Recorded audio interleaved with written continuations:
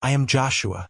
I'm 32 years old, and at the celebratory dinner for my own MBA graduation and promotion to senior strategy consultant, my father looked me dead in the eye and told me he wished I'd never been born. Before I tell you how I walked out of that restaurant and completely erased myself from their lives, leaving them with nothing but their regret, let me know where you're watching from in the comments below. It's good to know we're all in this together. The clinking of silverware on porcelain sounded like thunder in the sudden silence. My mother's wine glass, halfway to her lips, froze in midair.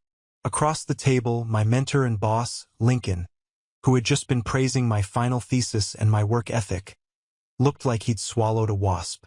The entire private dining room at Delmonico's, a place I had chosen and paid for myself to celebrate this milestone, was holding its breath. Every single person, my friends, my colleagues, the managers from my firm, was staring. They were staring at my father, Aaron, whose face was a mask of cold, sneering disappointment. And then they were staring at me. We wish you'd never been born. The words didn't just hang in the air. They landed like physical blows. Each syllable was a punch to the gut, stealing the air from my lungs. This wasn't a heated argument. It wasn't a slip of the tongue fueled by too much bourbon. It was a declaration, a verdict on my entire existence, delivered with the casual cruelty of a man swatting a fly. For a split second, the world went blurry. I could feel the familiar sting behind my eyes, the hot shame creeping up my neck. The old me, the little boy who lived his life desperate for a scrap of approval, wanted to apologize. That little boy wanted to ask what he had done wrong this time. But then, I looked at him. I really looked at him. I saw the arrogance in his jaw, the dismissal in his eyes, and something inside me just broke. It wasn't a loud break. It was the quiet snap of a tether finally being cut. Let's rewind 20 minutes. I had rented the gold room at Delmonico's. It was the kind of place my parents always pretended they could afford but never actually could. White tablecloths, 3 forks at every setting, waiters in tuxedos who knew how to disappear until you needed them. I had just finished my MBA while working full-time. I had secured a massive promotion. My salary had just doubled. I was finally, undeniably successful. I thought foolishly that this would be enough. I thought if I put the success right in front of them, plated it up with a side of filet mignon, they would finally have to acknowledge me. My parents, Aaron and Elena, arrived 45 minutes late. They didn't apologize. They didn't bring a card. They didn't even hug me. My mother's first words were a complaint about the valet parking. My father's first words were to ask if the wine was top shelf or the house swill. We sat down. I introduced them to Lincoln, the CEO of my firm. Lincoln is a man of few words but immense presence. He shook my father's hand and said, "You must be very proud. Joshua is one of the finest strategic minds I've ever encountered." My father just grunted. He picked up the menu, scanned the prices, even though there were no prices on the guest menus, and sneered. "Strategic mind? He's good at pushing paper. Let's not get ahead of ourselves." I felt Lincoln stiffen beside me. "It's a bit more than paper pushing, Mr. Adams. He just saved our biggest client $3 million in a fiscal quarter." My mother, Elena, chimed in then. She waved her hand dismissively, her bracelets clattering. "Well, that's nice, dear. But money isn't everything. We were just telling Caleb, you know Caleb, Joshua's brother? We were telling him how proud we are of his residency. Did you know Caleb is going to be a neurosurgeon?" There it was. Caleb, the golden child. He wasn't even there. He claimed he was on call at the hospital, a lie I would later unravel, but his ghost sat at the table with us, taking up all the oxygen. "Actually," I said, trying to keep my voice steady, "this dinner is to celebrate my MBA. Can we focus on that for one night?" My Aunt Carol, sitting at the end of the table, a woman who thrives on other people's misery, smirked over her rim of her glass. "Oh, Joshua, don't be so sensitive. Your mother is just excited. It's not every day you get a doctor in the family. An MBA is, well, it's basically a degree in how to be a greedy corporate suit, isn't it? I gripped my napkin under the table. It's a degree that took me 3 years of night classes to get, Carol. And Caleb has been studying for 10 years. My father interrupted, his voice booming. He saves lives. You save what? Tax loopholes? Don't compare yourself to your brother. It's embarrassing. The waiter arrived with the appetizers, sensing the tension, trying to slide the plates down quickly. I'm not comparing myself, I said, my voice rising slightly. I'm asking for one night where we don't talk about Caleb. Just one night where you acknowledge that I've accomplished something. My father slammed his hand on the table. The silverware jumped. Accomplished something? You think making money makes you a man? You think this fancy dinner buys you respect? I think I deserve respect because I'm your son, I said. My mother let out a dramatic sigh, dabbing at dry eyes with a napkin. Oh, here we go. Always the victim. Why do you have to ruin everything, Joshua? We came all this way, and you just want to pick a fight. I want to be seen, I snapped. That was when it happened. My father leaned forward, his face turning that shade of purple I knew so well from my childhood. The vein in his forehead pulsed. Seen? He spat. I see you. I see a selfish, ungrateful brat who thinks the world revolves around him. You want the truth? You want to know what I really think every time I look at you? The room went silent. Lincoln started to stand up, perhaps to intervene, but I held up a hand. I needed to hear this. Say it, I challenged him. We wish you'd never been born, he said. He didn't shout it. He said it with a flat, deadly calm. Your mother and I, we look at you and we see a mistake. Caleb was the plan. You were just a burden we've been stuck carrying for 32 years. I looked at my mother. I waited for her to gasp, to hit his arm, to tell him to stop. She just took a sip of her wine and looked away, examining her manicure. She didn't deny it. Her silence was a signature on his statement. I looked at Aunt Carol. She was looking down at her plate, pretending to cut a piece of cheese. I looked at Lincoln. He looked horrified. He looked at me with an expression of profound sorrow, not pity, but shared pain. And then, I looked inside myself. I expected to find devastation. I expected to find a crumbling ruin. Instead, I found a strange, cold clarity. It was like a fever breaking. All the years of trying to please them, the money I'd sent, the events I'd attended, the insults I'd swallowed, it all evaporated. I didn't need their approval anymore because there was nothing there to approve. You cannot get water from a dry well. You cannot get love from people who are incapable of giving it to you. I picked up my napkin and placed it gently on the table. I didn't shake. I didn't cry. I stood up. Wish granted, I said. My father blinked, confused by my lack of shouting. What? You wish I'd never been born? I repeated, my voice steady, projecting to the back of the room. Consider it done. As of this moment, Joshua Adams does not exist to you. Do not call me. Do not write to me. Do not come to my home. Live your lives exactly as you requested, as though you never had a son named Joshua. Don't be dramatic, my mother scoffed, though her voice wavered slightly. Sit down and eat your steak. I signaled the head waiter, who was hovering nervously by the door. Marcus. Yes, sir. Marcus stepped forward immediately. I pulled out my black Amex card, the one I had earned, the one my credit score, built from the ashes of my youth, had secured.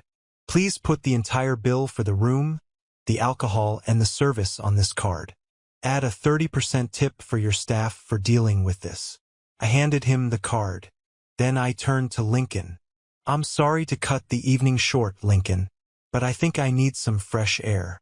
I'll see you at the office on Monday. Lincoln stood up. He put a hand on my shoulder. Go. We've got this. I turned my back on them. You walk out that door, you ungrateful little punk, and you don't come back. My father yelled after me. He was losing control of the narrative, and he hated it. Who's going to help you when you fail? Who's going to be there for you? I didn't stop. I didn't look back. I walked through the heavy mahogany doors of the private room, through the bustling main dining area where happy families were sharing meals, and out into the cool night air of the city. The valet saw me coming and ran for my car. I stood on the curb, taking a deep breath. The air smelled of rain and exhaust, but to me it smelled like freedom. But as I stood there, waiting for my car, the adrenaline began to fade, and the memories, the evidence of why this had been inevitable, came flooding back. This wasn't just about tonight. This was about a lifetime of being the shadow. The valet brought my car around, but I didn't get in immediately. I needed a moment. My hands were finally starting to shake, a delayed reaction to the adrenaline dump. I leaned against the cold metal of the car door and closed my eyes. The image of my father's face, twisted in that sneering rejection, flashed in my mind. But it wasn't the first time I'd seen that look. That look had defined my childhood. To understand why walking out of that restaurant was the hardest and yet the easiest thing I've ever done, you have to understand the hierarchy of the Addams household. There was King Aaron and Queen Elena. There was the crown prince, Caleb. And then there was me, the servant, the scapegoat, the mistake. I remember being 14 years old. It was mid-November, and a nasty storm had blown through our town, ripping shingles off the roof of our two-story colonial. Water was leaking into the attic, threatening to ruin the ceiling of the master bedroom. My father was too cheap to call a professional on a Sunday, and he certainly wasn't going to go up there himself with his bad back, a condition that mysteriously vanished whenever he wanted to play golf. "Joshua," he had bellowed up the stairs, "get the ladder. There's a tarp in the garage. Fix it." It was 35 degrees outside. The rain was coming down in sheets of ice. I was 14. I spent 6 hours on that roof. My fingers were so numb I couldn't feel the hammer. The wind threatened to knock me off the slick shingles every time I stood up. I was terrified. I was freezing. But I did it. I nailed the tarp down, dragged the heavy bags of sand up to secure the edges, and stopped the leak. When I finally climbed down, soaked to the bone, shivering so hard my teeth clattered, I walked into the kitchen. I tracked a little bit of mud and wet leaves onto the linoleum. My mother didn't rush over with a towel. She didn't have hot cocoa waiting. She screamed, "Look at this mess!" she shrieked, pointing at the floor. "I just mopped this. Aaron, look what he did." My father stormed in from the living room, where the TV was blaring a football game. "Can't you do anything right? You're useless. Clean this up before you even think about changing." I cleaned the floor on my hands and knees, shivering in my wet clothes. And where was Caleb? Caleb, who was 12 at the time, was sitting on the plush sofa in the living room, dry and warm. He was playing a brand new video game console.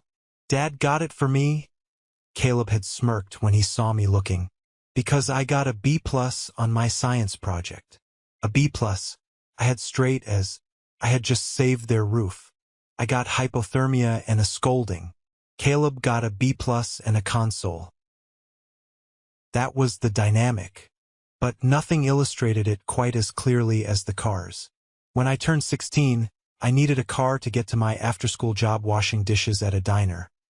A job I had to take because my parents refused to give me an allowance, unlike Caleb, who got $50 a week just for existing. I saved every penny. I ate the free shift meals at the diner so I didn't have to spend money on food. After 2 years, I had enough to buy a beaten-up, rust-bucket Honda Civic with 180,000 miles on it. The heater didn't work. The passenger door didn't open from the outside. But it was mine. I drove it home, beaming with pride. I had bought my own freedom. My father looked at it in the driveway and laughed. "I hope you don't expect to park that heap in front of the house. It brings down the property value. Park it around the block." 6 months later, Caleb turned 16. I came home from school to find a flatbed truck in the driveway. Sitting on it, gleaming in the sunlight, was a Porsche 911. Not a used one. A brand new silver Porsche. I stood there, my backpack slipping off my shoulder, staring. It was insane. We weren't billionaires. My father did okay in real estate, but a brand new Porsche for a 16-year-old? It was financial suicide. It was madness. "Happy birthday, son!" my father yelled, tossing Caleb the keys. Caleb caught them, grinning like a Cheshire cat. I walked up to my father. "Dad? A Porsche? You told me you couldn't help me with insurance on my Civic." My father adjusted his tie, looking down at me. "Joshua, try to understand. Caleb is going to be a doctor, a surgeon. He needs to project an image of success and reliability. People trust a man in a Porsche. Nobody trusts a man in a rusted Honda. It's an investment in his future." "He's 16, I argued. "He doesn't even have a license yet. He failed algebra." "He will learn," my mother snapped, coming out of the house with a camera. "Stop being so jealous, Joshua. It's ugly. Smile for your brother." I didn't smile. I watched Caleb rev the engine, grinding the gears because he didn't know how to drive a stick shift. My heart sank, not just because of the inequality, but because I realized then that in their eyes, Caleb was the protagonist of our family movie. I was just an extra, the final straw of my childhood. The moment I stopped trying to buy their love with sentimental gestures was Christmas of my senior year. I had worked double shifts at the diner for months. My grades suffered slightly, but I pulled them back up. I wanted to give them something amazing. I thought if I give them something huge, something they really want, they'll see me. I bought them a massive flat-screen TV and a leather recliner for my dad. Cost me nearly $3,000. My entire savings. Christmas morning came. I dragged the boxes out.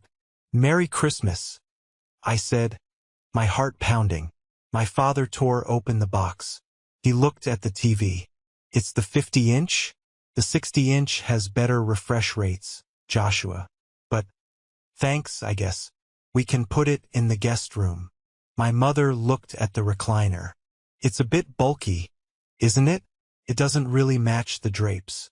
They went back to sipping their coffee. No hugs, no tears, just criticism. Then Caleb handed them his gift. It was a small, flat package wrapped in drugstore paper. My mother opened it. It was a cheap plastic frame. Inside was a picture of Caleb, just a selfie he had printed out. He was wearing a Halloween costume lab coat and a toy stethoscope around his neck. "It's me as a doctor," Caleb said, his mouth full of a cinnamon roll. "To remind you of my future." My mother burst into tears. She clutched the frame to her chest. "Oh, Aaron, look at our boy. He's so focused. This is the most beautiful gift I've ever received." My father wiped a tear from his eye. "We'll hang this over the mantel, right in the center." I looked at the $3,000 TV destined for the guest room. I looked at the plastic frame destined for the place of honor. That was the day I realized the game was rigged. I could never win. But like a fool, or maybe just like a desperate child, I didn't stop playing. I kept trying right up into adulthood. And that led to the financial abuse that nearly destroyed my future. The valet opened the door to my car. A sleek Audi that I had bought for myself. No thanks to anyone else. I slid into the leather seat, the silence of the cabin wrapping around me. I drove away from Delmonico's, but I didn't go straight home. I drove aimlessly, letting the rhythm of the highway soothe the raw nerves exposed by the dinner. The road stretched out before me, reminding me of the path I had taken to get here. It had been an uphill climb on broken glass. College was hell. While Caleb was fully funded by the bank of mom and dad to attend a prestigious private university for his pre-med track, where he majored in partying, I went to a state school. I didn't qualify for financial aid because my parents' income was too high, but they refused to contribute a cent You need to learn the value of $1. My father had told me as he wrote a check for Caleb's fraternity dues. I worked 3 jobs. I was a library assistant by day, a bartender by night, and a tutor on weekends. I slept 4 hours a night. I ate ramen and peanut butter. But I graduated at the top of my class with a degree in finance. Then came the London dream. 2 years out of college, I was working as a junior analyst. I was burnt out but ambitious.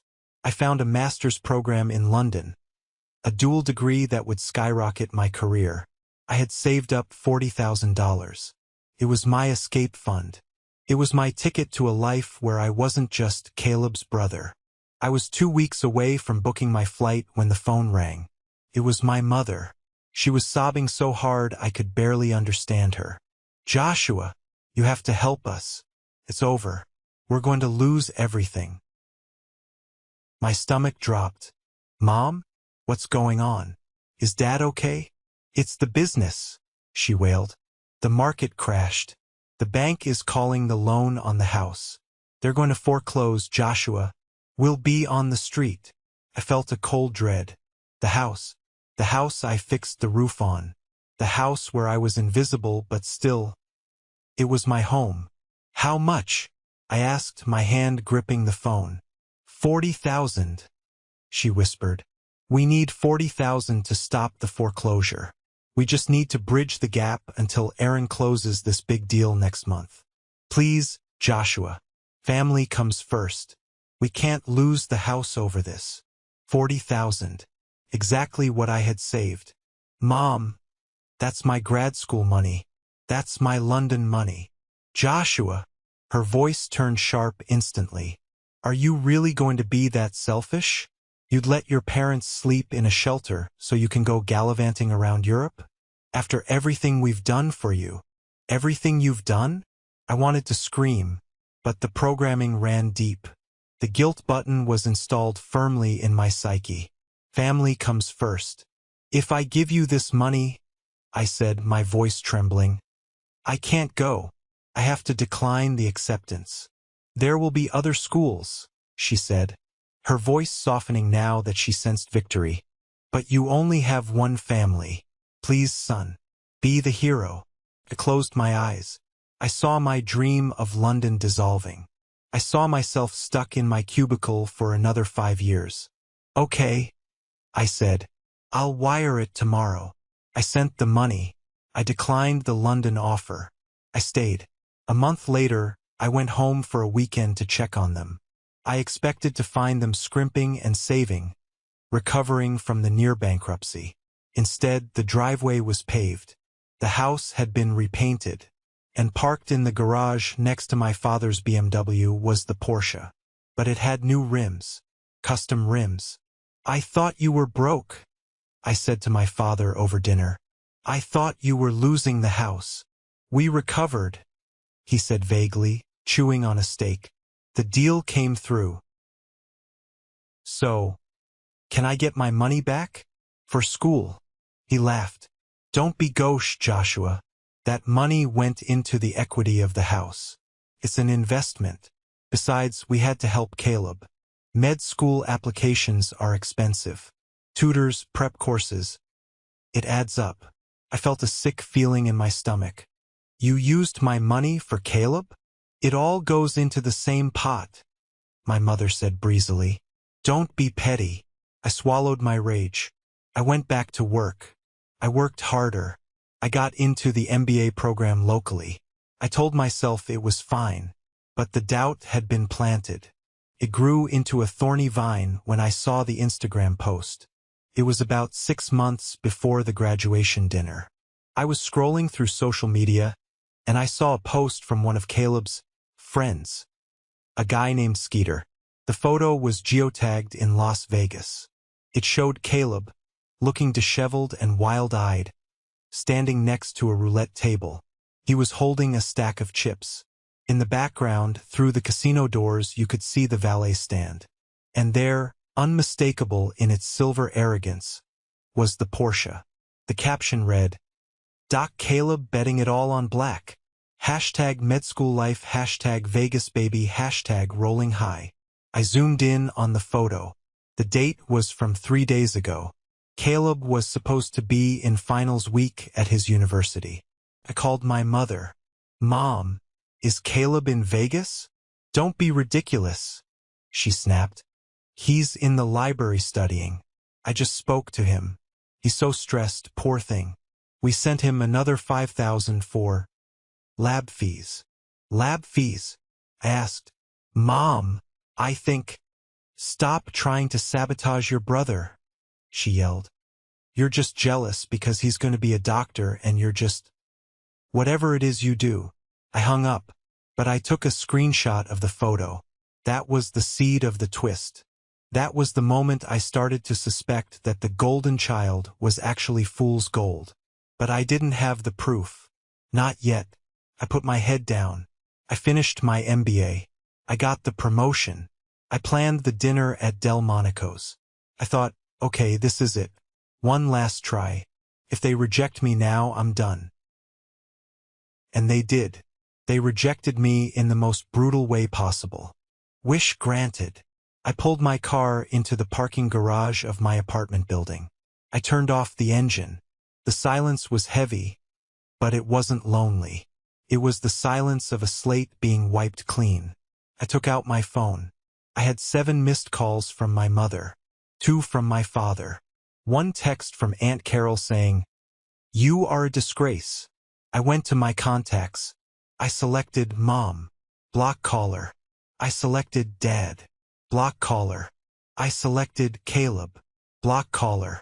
I selected Aunt Carol, block caller. I walked into my apartment, locked the door, and for the first time in my life, I truly breathed. But the storm wasn't over. I had walked out of the eye of the hurricane, but the tail winds were about to hit me with a force I never expected. The truth about Caleb and where my $40,000 actually went was about to come knocking on my door. The days following the dinner were a blur of strange, quiet peace. I went to work. I came home. Nobody called to ask for money. Nobody called to guilt-trip me about not visiting. It was like I had amputated a gangrenous limb. The pain of the surgery was there, sharp and throbbing, but the poison was gone. I moved. I couldn't stay in the apartment they knew about. I broke my lease, paid the penalty, and found a beautiful place closer to my office. It was a loft with high ceilings and exposed brick. The kind of place I always wanted but deemed too expensive when I was saving every penny for my family's emergencies. My new landlady, Mrs. Higgins, was a stark contrast to Elena. She was a widow in her 70s, tiny and bird-like, with eyes that disappeared when she smiled. On my second day, she knocked on my door. I stiffened, my old instincts flaring up. What did I do wrong? Was the music too loud? I opened the door. Mrs. Higgins was standing there holding a Tupperware container. "I made too much chicken soup," she said, her voice crinkly and warm. "And you look like a young man who works too hard and eats too much takeout.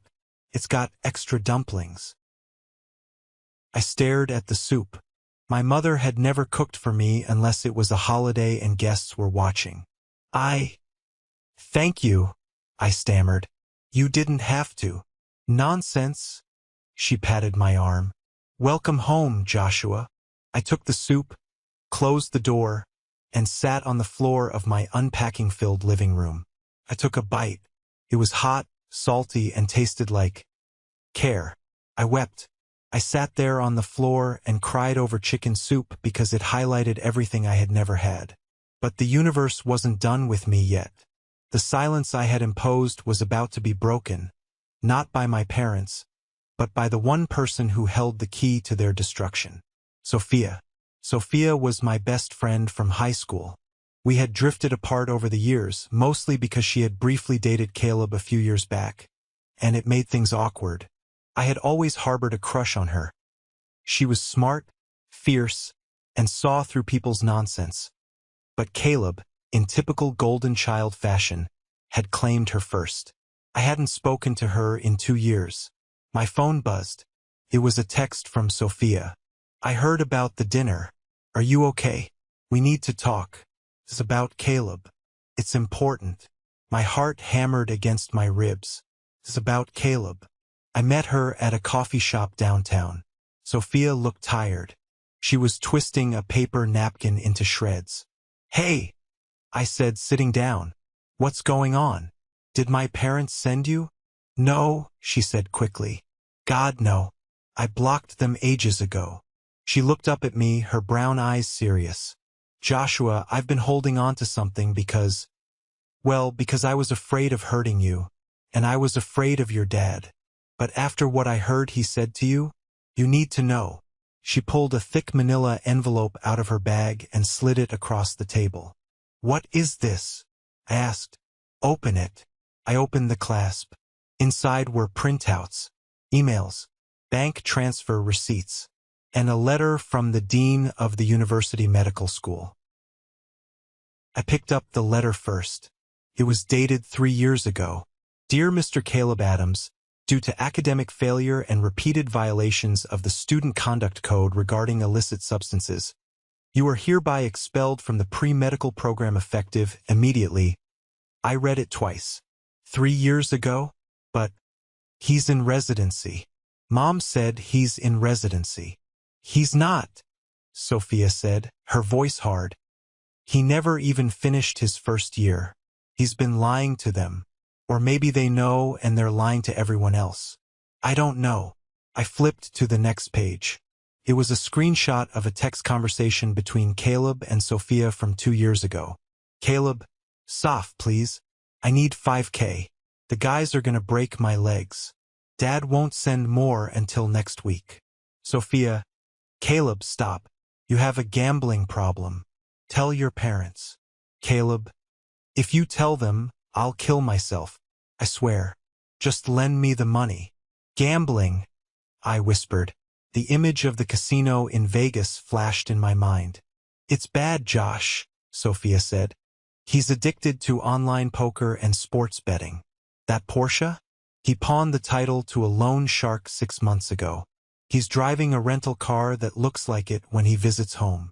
I felt a cold rage building in my chest, different from the sadness at the dinner. This was the rage of a man realizing he had been robbed. "The London money," I said, my voice shaking. 3 years ago, Mom called me. She said they were losing the house. She needed $40,000. Sophia's face went pale. She reached into the envelope and pulled out a bank statement she had managed to get from Caleb when they were dating. He had left his laptop open. "Look at the date," she pointed. There it was. A transfer of $40,000 into Caleb's account. The date matched exactly the day after I wired the money to my parents. And the transaction immediately following it? $40,000 transfer to BetKings online offshore. The room spun. My parents hadn't been losing the house. The business wasn't failing. They had taken my life savings, the money I scraped together by starving myself, the money that represented my dream of studying in London, and they had given it to Caleb to pay off a gambling debt. They stole my future to pay for his addiction, and they called it family comes first. "They knew," I said, my voice sounding like gravel. "They knew he wasn't in school. They knew he was gambling, and they bled me dry to keep his secret." "They're enablers, Josh," Sophia said, reaching for my hand. "They're sick. Caleb is the golden child, so his failures are their failures. They'd rather destroy you than admit their precious prince is a screw-up." I looked at the papers. This wasn't just evidence. This was ammunition. "Why are you telling me this now?" I asked. "Because Caleb called me yesterday," Sophia said. "He's in deep again, deeper than ever. He owes money to some very bad people. Real criminals, not just websites. He's desperate. And since you cut them off, the ATM is closed." I sat back in my chair. A dark realization washed over me. "They're going to come for me," I said. "If the ATM is closed, they're going to try to break the door down." Sophia nodded. "Be ready." I looked at the evidence scattered on the table. The lies, the theft, the betrayal. "I won't just be ready," I said, gathering the papers. "I'm going to end this." I didn't have to wait long. 2 days later, the storm made landfall inside the one place I thought was safe, my office. It was Tuesday morning. I was in the main conference room, the glass-walled one that overlooks the city skyline. I was presenting the quarterly strategy to our biggest client, a tech conglomerate that accounted for 40% of our firm's revenue. Lincoln was there, sitting at the head of the table. I was in my element. I was confident, articulate, commanding the room. For a moment, I forgot about Aaron, Elena, and Caleb. Then the heavy glass doors swung open. It wasn't a subtle entrance. Gray, a colleague of mine who had always been jealous of my promotion, a man who would step over his own grandmother to get ahead, was holding the door open with a concerned look on his face. "I'm so sorry to interrupt," Gray said, his voice dripping with insincere apology. "But there's an emergency. Joshua's parents are here. They say it's life or death." My blood ran cold. I turned around. Standing in the doorway were Aaron and Elena. But they didn't look like the arrogant monarchs from Delmonico's. They looked wrecked. My father wasn't wearing a tie. His shirt was rumpled. My mother's makeup was smeared, her eyes red and puffy. "Joshua," my mother wailed, pushing past Gray. She threw herself into the room, ignoring the stunned clients. "Oh, thank God. We've been trying to call you. Why did you block us?" Lincoln stood up, his face hardening. "What is the meaning of this? We are in a meeting." "I don't care about your meeting," my father shouted, stepping in behind Elena. He looked manic. "My son is in danger. We need help."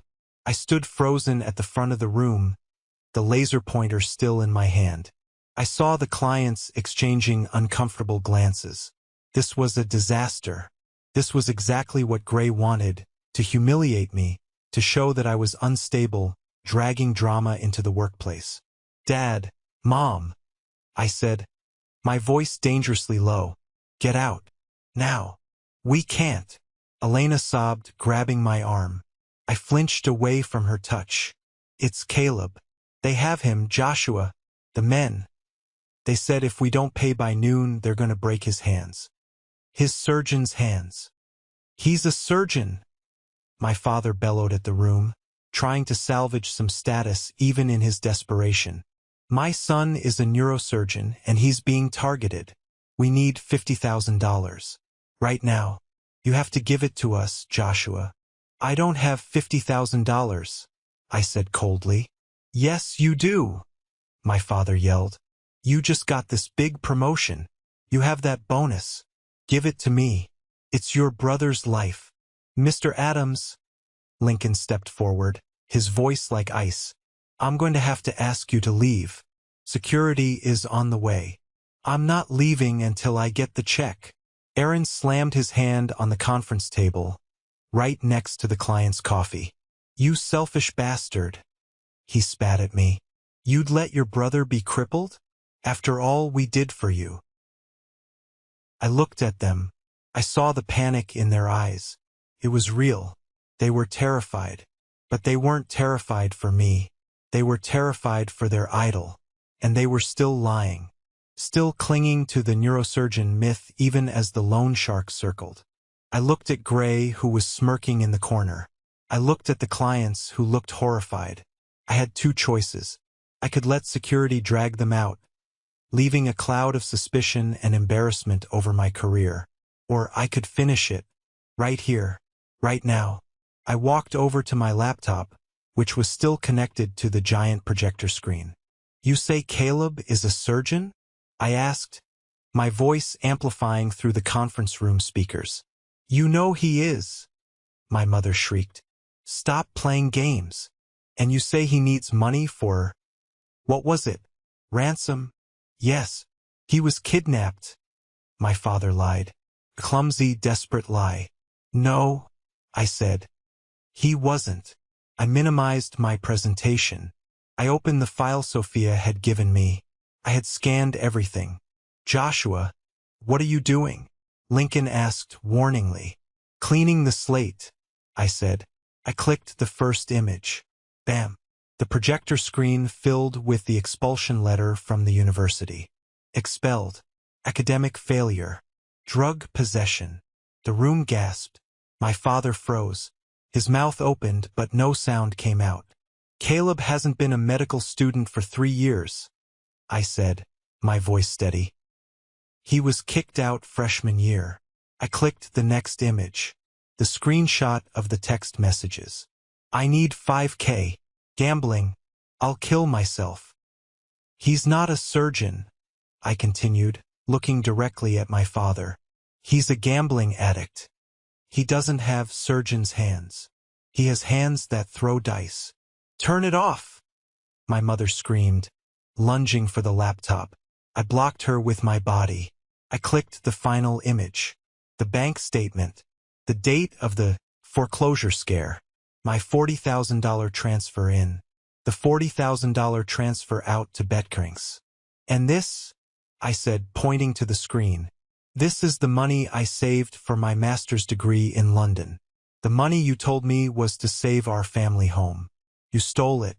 You stole my future to pay his bookie. I turned to the clients. I apologize for this display, but I value transparency above all else. I am not talking about student loans or family emergencies. I am talking about a gambling addiction funded by theft and fraud. My father looked small. For the first time in his life, he looked small. The lie he had built his entire identity around, the successful doctor's son, was shattered on a 100-inch screen in 4K resolution. You ungrateful, he whispered, but there was no power in it. I'm not ungrateful, I said. I'm done. I'm not giving you a cent. If Caleb owes money to criminals, maybe he should sell the Porsche. Oh wait, he already pawned that, didn't he? My mother sank into a chair, sobbing into her hands. Not tears of sorrow, but tears of exposure. Security, Lincoln's voice boomed. 2 security guards entered the room. Escort these people out, Lincoln ordered. And if they ever set foot in this building again, call the police immediately. My father tried to muster one last shred of dignity. He straightened his jacket. You'll regret this, Joshua. You're dead to us. Dad? I said, looking him in the eye, feeling absolutely nothing. I was dead to you the moment I was born. Now, I'm finally alive. They were let out. The silence in the room was deafening. I closed the laptop. My hands were trembling slightly. I looked at Lincoln. I'll pack my desk. I assumed I was fired. I had just aired dirty laundry in front of our biggest client. Lincoln walked over to me. He looked at the clients, then at me. Then he did something I never expected. I stood there waiting for the axe to fall. Gray was practically vibrating with excitement in the corner, ready to take my office.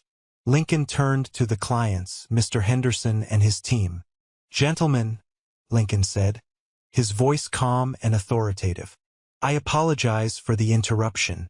However, I believe what you just witnessed is exactly why Joshua is the lead on your account. The room tilted on its axis. Gray's smile dropped. Lincoln continued. You saw a man under immense pressure, facing a personal crisis of the highest magnitude. Did he buckle? Did he lie? Did he hide? No. He presented facts. He established boundaries. He dealt with the root cause of the problem with brutal efficiency and integrity. That is the kind of character I want managing my business. And I assume it's the kind of character you want managing your strategy. Mr. Henderson, a stern man with gray hair, looked at me. He looked at the blank screen where the evidence had been. He slowly nodded. Honesty is a rare commodity, Joshua, Henderson said. Let's take a 10-minute recess. Then, I want to hear the rest of your presentation. I let out a breath I didn't know I was holding. Thank you, sir. Lincoln walked Gray to the door. Gray, take the rest of the day off. In fact, take the week.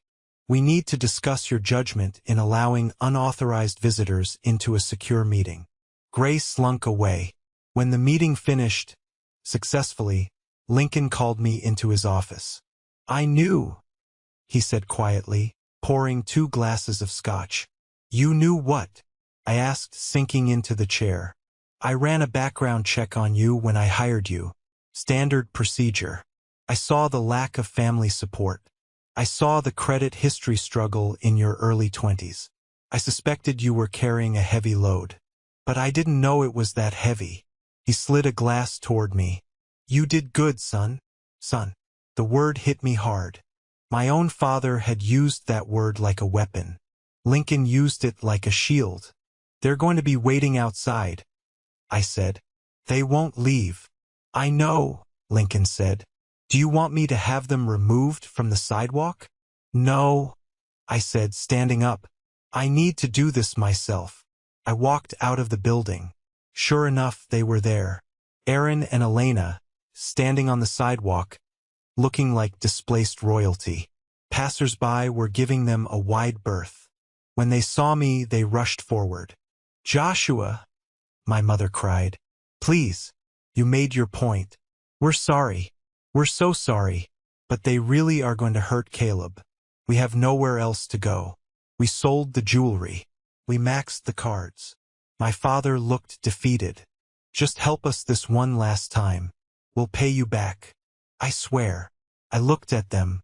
I looked at the street where I worked, the building where I was respected. "No," I said. "How can you be so cruel?" my mother wailed. "He's your brother." "He's a grown man," I said. "And you are grown adults. You made a choice every single day for 30 years to value him over me. You invested everything in him. The Porsche, the tuition, my London money. You bet on the wrong horse. Now you have to pay the bookie." "We'll lose the house," my father whispered. "For real this time." "Then sell it," I said. "Sell the house. Sell the BMW. Sell the lies. It's over." I stepped closer to them, establishing the final boundary. "You wished I had never been born," I said. "And in a way, you got lucky. The son you abused, the son you used, he's gone. I'm not him anymore. I'm Joshua. And I don't know you people. Joshua, please.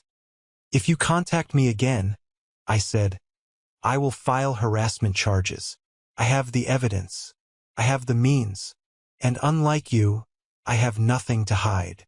I turned around and walked back toward the glass doors of my office building. The security guard, who had been watching, nodded at me and stepped in front of my parents, blocking their path. I didn't look back. This was the moment that changed everything, when I finally took back control of my life. Thank you for being patient enough to get here with me. You guys are amazing. Please help me by liking this video and commenting number 1 below, so I know you've been with me on this journey. It not only helps more people find this story, but it lets me know that my experience means something to someone. Your support is the biggest motivation for me to share the rest of this journey. I walked into the elevator and pressed the button for the top floor. As the doors closed, shutting out the sight of my parents on the street, I felt a weight lift off my shoulders that I hadn't realized I was carrying since I was 14 years old. The war was over. I had won. But winning has a cost, and I was about to find out what life looks like when you burn the bridge back to where you came from. The elevator doors opened to the lobby of my apartment building, and for the first time in 32 years, I didn't feel the ghost of my father standing behind me. I walked into my loft, the one with the exposed brick and the high ceilings that I had chosen just for me, and I collapsed onto the sofa. I didn't turn on the lights. I just sat there in the deepening twilight, listening to the city hum outside. You might think that after a victory like that, after exposing the lies, protecting my career, and finally standing up to the people who had tormented me, I would be popping champagne. You might think I'd be dancing on the furniture, but that's not how trauma works.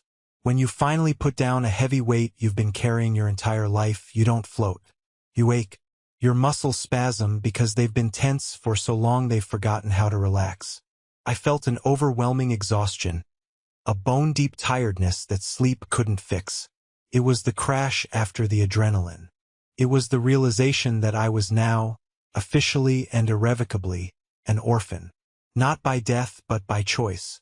The first month was the hardest. It was the silence. I had spent my life conditioned to expect the phone to ring with a crisis. Joshua, we need money. Joshua, Caleb crashed the car. Joshua, you're ungrateful. I was used to the chaos. I was addicted to the cortisol spikes. Now, my phone was silent.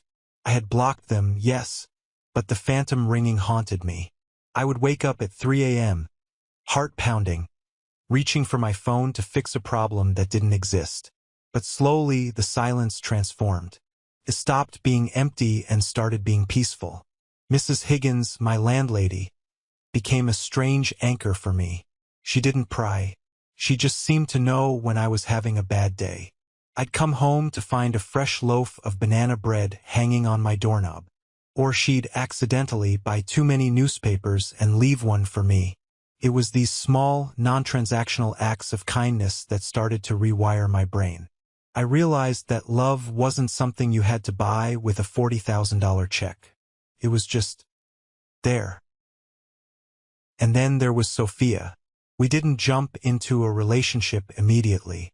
We were both recovering from the blast radius of the Addams family explosion. But she was there. She came over on Friday nights, and we'd order Thai food and sit on my floor, going through the wreckage of the past. Did you know? She asked me one night, twirling noodles on her fork, that Caleb tried to sell me a fake Rolex once? He swore it was real, said he got it from a patient. I laughed, felt rusty but good. A patient? He wasn't even in med school. I know. She shook her head. But the confidence, Josh. He believed his own lies. And your parents believed them too because they wanted to. It's a shared delusion. It's a cult, I corrected her. A cult of 3. 3 months passed. My work at the firm was better than ever. The Henderson account, the one I had nearly lost during the showdown, became our most profitable project. Mr. Henderson even invited me to golf, a cliché I used to hate, but out there on the green, treated with respect by men who judged me on my merit and not my birth order, I found a new sense of confidence. But I still didn't know what had happened to them. I hadn't unblocked them. I hadn't driven past the old house. I stayed in my bubble. Until Julian called. Julian is my cousin, my mother's sister's son. He was always the quiet one at family gatherings. The one who sat in the corner reading a book while Aunt Carol made snide comments and my father bragged. Julian saw everything but said nothing. We met at a coffee shop halfway between my office and the old neighborhood. Julian looked nervous. I wasn't sure you'd come, he said, gripping his mug. Aunt Elena has been...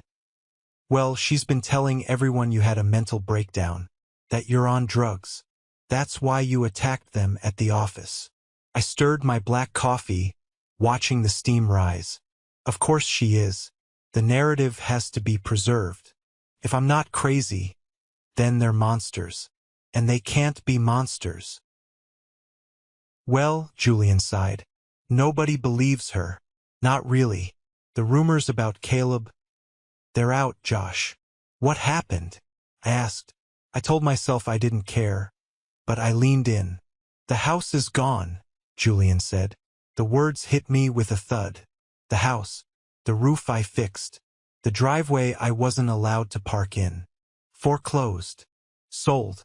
Distress sale, Julian corrected. They had to liquidate everything fast. Those guys Caleb owed money to? They weren't playing around. Uncle Aaron had to cash out his retirement, sell the BMW, and sell the house just to cover the principal of the debt. They're living in a 2-bedroom apartment over on 4th Street now. You know the area. I did. It was a rough neighborhood. The kind of place my father used to drive past and lock the doors, making comments about those people. And Caleb? I asked. Julian let out a bitter laugh. Gone. The minute the debt was paid, he took off. Said the stress of the family was too much for his mental health.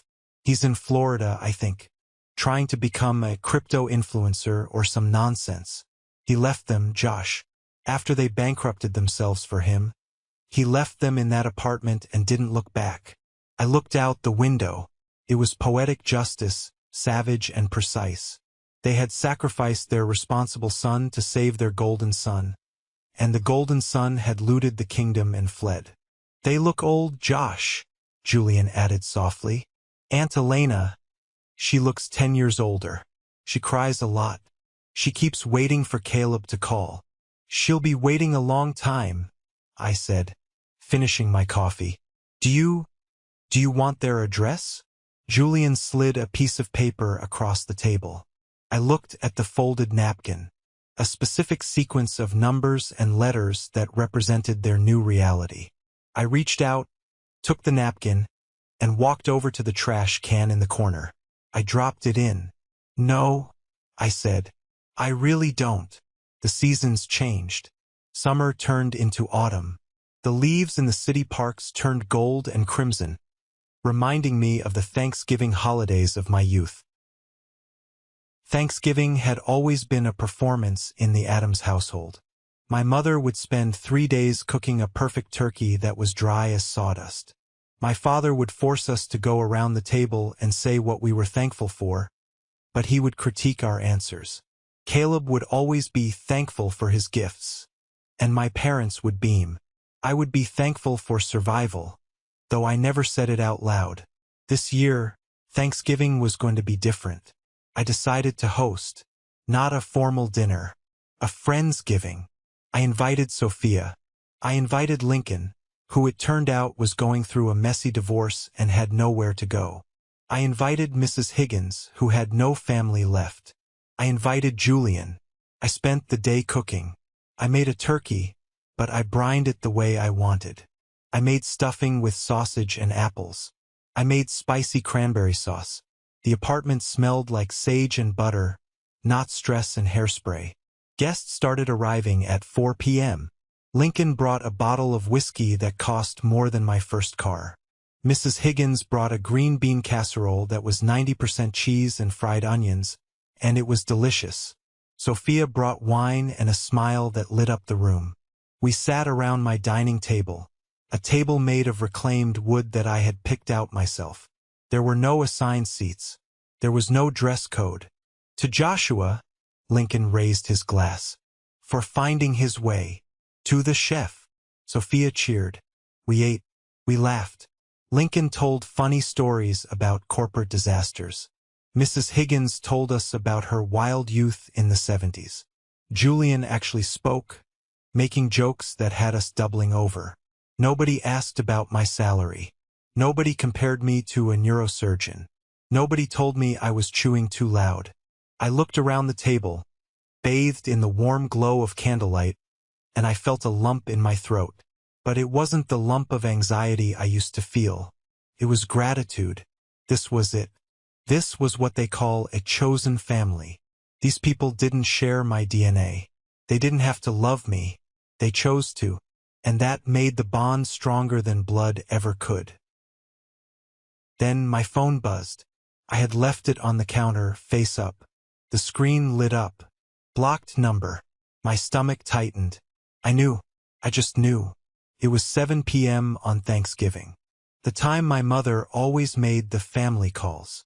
I picked up the phone. The room went quiet, sensing the shift in my energy. Answer it, Sophia whispered, touching my arm. You're strong enough. I swiped right.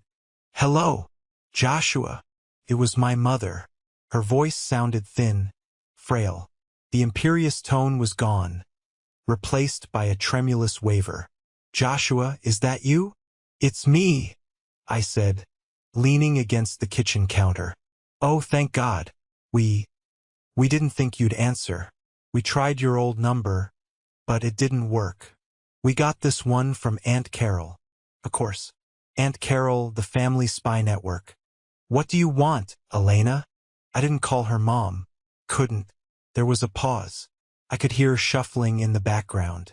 We just wanted to say Happy Thanksgiving. We miss you, son. It's very quiet here. Where is Caleb? I asked. I knew the answer, but I wanted her to say it. Oh, well, Caleb is very busy. she lied. The habit was so ingrained she couldn't stop even now. He has a big conference in Miami. He couldn't make it back. So it's just your father and me. And the Porsche? I asked. Did he drive that to Miami? Silence. Joshua, please. My father's voice came on the line. He sounded defeated, broken. We made mistakes. We know that. We're paying for them. We're in a smaller place now. It's been hard. We were hoping. Maybe we could see you? Just for coffee? We want to fix this. I closed my eyes. I imagined them in their cramped apartment, eating a supermarket turkey alone, staring at the phone. A part of me, the part that was still a little boy, wanted to rush over there and save them. Wanted to write a check. Wanted to fix the roof. But then I looked at my table. I looked at Sophia, looking at me with concern. I looked at Lincoln, who had stood up for me when my own father wouldn't. I looked at Mrs. Higgins, who fed me when I was starving for care. You can't fix this, I said. Some things you break can't be glued back together. You didn't just break a plate, Aaron. You ground it into dust. But we're your parents, my mother sobbed. Family comes first. No, I said firmly. Family is a verb. Family is what you do, not who you are. And right now, I'm having dinner with my family. People who respect me. People who don't steal from me. People who don't wish I was never born. Joshua, don't hang up. Please, we have nothing. You have each other, I said. And you have the memory of your golden child. That has to be enough. Joshua, I pressed the red button. I didn't block the number immediately. I stared at the phone for a second. Then I turned it off completely. I walked back to the table. Everything okay? Mrs. Higgins asked gently. I picked up my wine glass. Everything is perfect. Who wants pie? The laughter started up again. The shadow had passed over the house, but it hadn't lingered. I had exorcised the demons, not with holy water, but with boundaries. A year later, my life had settled into a rhythm of success and contentment that I previously thought was reserved for people in movies. I had been promoted again to partner at the firm. Sophia and I had moved in together, into a beautiful townhouse with a garden, because we both wanted a dog. We got a golden retriever and named him Lucky, a subtle nod to the fact that we had made our own luck. I hadn't heard from my parents since that Thanksgiving call. Julian told me they had stopped asking about me. They had sunk into a bitter, isolated existence, alienating even Aunt Carol with their constant complaints about how the world had wronged them. They were stuck in a time loop, replaying their glory days, refusing to accept their reality. I was free, or so I thought. There was one last thread to cut, one last ghost to banish. It arrived on a Tuesday afternoon, buried in my spam folder. I was clearing out my emails when I saw the subject line, "Hey bro, business proposition." The sender was cryptokingcaleb@gmail.com. My finger hovered over the mouse. I knew I should just delete it. I knew nothing good could come from opening that digital Pandora's box. But curiosity is a powerful force. I wanted to see the face of the enemy one last time. I opened it. Yo Josh, long time no talk. Hope the corporate grind isn't killing you. Listen, I know things got weird with mom and dad. They're crazy, right? You were smart to get out. They wouldn't stop nagging me about money, so I had to bounce. Toxic vibes, man. Anyway, I'm in Miami now. Things are huge. I'm launching a new NFT project.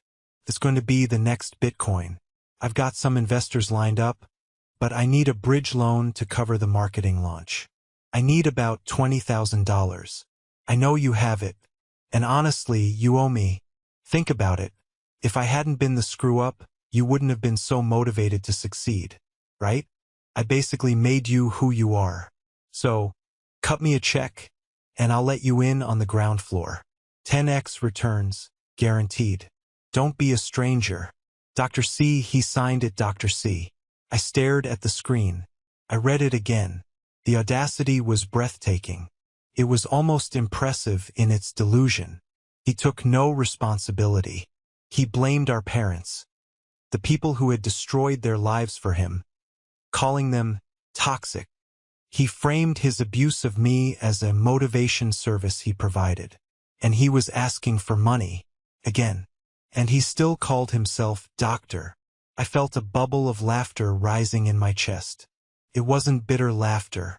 It was genuine, belly-shaking laughter. It was the laughter of someone who realizes the monster under the bed is just a pile of dirty laundry. Caleb wasn't a villain. He wasn't a mastermind. He was a sad, broken child in a man's body, forever chasing a high he would never catch, forever needing a mommy and daddy to bail him out. He was empty. I hit reply. My fingers hovered over the keys. I thought about typing out a furious manifesto. I thought about listing every sin, every theft, every lie.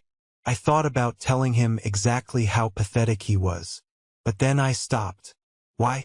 Why give him my energy? Why give him my anger? Anger is a form of connection. Hate is a form of attachment. If I screamed at him, I was still engaging in the dynamic. I was still playing the game. The opposite of love isn't hate. It's indifference. I highlighted the text of my reply and deleted it. Then I moved the cursor to the trash can icon. Delete conversation. This cannot be